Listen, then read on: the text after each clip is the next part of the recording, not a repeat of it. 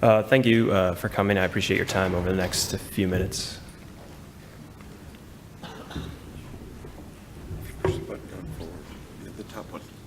Thanks.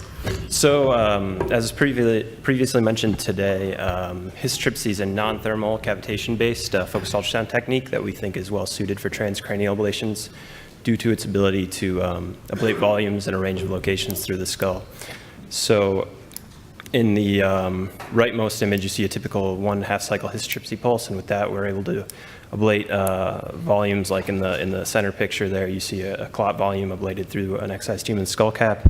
And then in the rightmost or the leftmost figure, you see a sparse lesion defined with histotripsy within 5 millimeters of the skull's surface.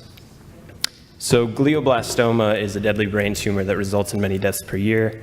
It's difficult to treat surgically, so there's interest in using immune therapy to treat it, but GBM is characterized as poorly to non-immunogenic, so immune therapy generally doesn't work.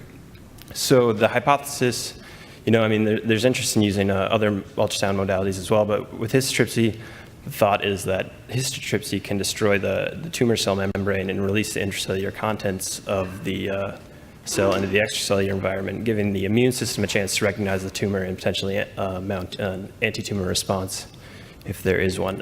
So the goal of this study is to characterize the immune response to histotripsy alone in a mouse glioblastoma model. So here's our treatment setup. We aimed the focus of our transducer at the tumor in the mouse brain, and we applied histotripsy pulses transcranially to a single location. So we applied 50 pulses at 40 megapascals measured in the free field at a PRF of 1 hertz.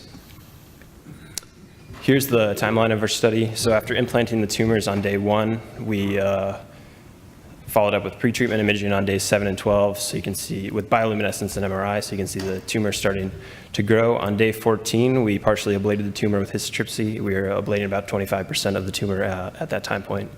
We followed this up with 3 more post-treatment imaging dates, and you can see a well-defined lesion in the bulk of the tumor volume in the post-treatment MRI on day 15. And on day 21, we euthanized the mice and did our immune response assessment. So here is how we did that. We harvested the brain tumor, spleen, and cervical lymph nodes, and we looked at flow cytometry, histology, and interferon-gamma, interferon-gamma production specifically in the brain tumor cells. For flow cytometry, we were looking at both immune effector and immunosuppressive cells. So I'll jump right into the results. So we saw a 2-fold reduction in the myeloid-derived suppressor cells in the brain tumors of mice treated with histotripsy relative to the untreated controls. So MDSCs are highly immunosuppressive cells that are thought to contribute to the suppressed immune environment in cancer patients. And I just want to highlight, in addition to seeing the reduction in the brain tumors, although it wasn't statistically significant, we see a trend in the reduction of these cells in the other immune tissues we looked at, so the spleen and lymph nodes, which may be highlighting a systemic effect as opposed to one just local to the region we're treating. Related to that somewhat, potentially, is we see a large increase in interferon-gamma production in the brain tumors of mice treated with histotripsy relative to the controls. So the significance here is that interferon-gamma is linked to the activation of specific immunity, so the immunity that would potentially mount a response to the cancer. So the fact that we don't see any in the controls, and then we see this large increase after histotripsy treatment, gives us a thought that histotripsy might be doing something that has significant immune implications. So stepping back and taking a higher level look at the tumor histology, we start to see changes in the tumor cell phenotype. So this is Giemsa stain. The control tumor cells looked, from a pathological point of view, normal and healthy. Well, as tumor cells go, I guess. Whereas a section taken to the best of our ability, outside the ablated region of the tumor, for the mice treated with histotripsy, the cells looked markedly different. They had spaces of edema, and the nuclei looked pycnotic as well. So it looked like the cells were starting to undergo apoptosis. So we saw those changes as well. And so I'll just recap. We saw changes in the immunomodulatory environment and tumor histology that we think might be indicating increased immunogenicity and potential anti-tumor responses. So MDSCs are highly immunosuppressive. I think the field of immunology kind of is somewhat in agreement on that. There's also studies that have found that MDSCs are important regulators of interferon-gamma, And so we see the synergistic effect, and that makes sense with cancer biology to some degree, or at least what's been reported.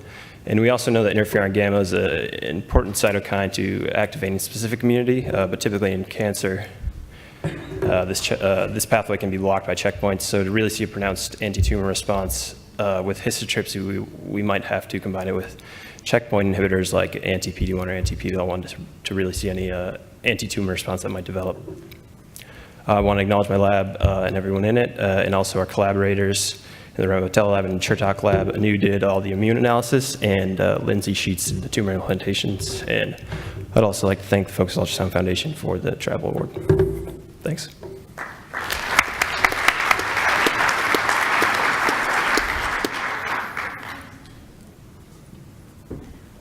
Questions? To your knowledge, Tyler is the winner of the Young Investigator Award. So congratulations. Thank you.